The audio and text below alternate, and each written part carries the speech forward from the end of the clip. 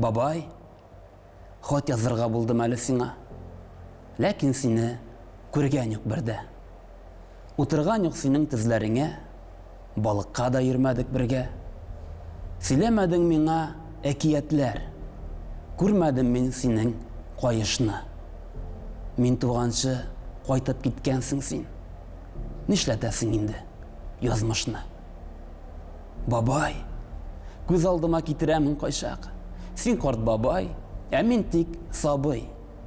Һәм шул сабый карап бабасына, син дә сугыштыңмы дип сорый.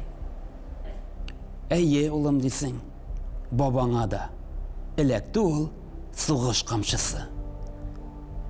Сөйләмисең башка, тик күзләрдә, карашыңда сугыш ашысы. Бәлки сөйләр идең, миңа сөйләр идең, бала чакта ятим калганны, кулак баласы дип йортыгызны, җирегезне тартып алганны. Яшьлек килеш Пермь якларында абыең белән урман кискәнне.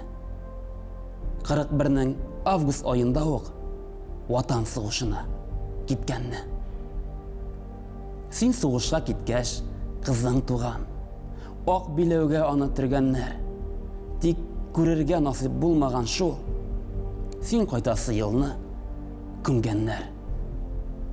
4-5 яшьлек сабый ятим түгел, тик әткәйен күрә алмаган. Һәм син, бабай, нәни кызчыгыңның төсмерендә күреп калмаган. Бабай, кыен булгандыр сиңа Сталинград сугышларында. Аннан плен, аннан иза чигү. Иракта, Герман кырларында.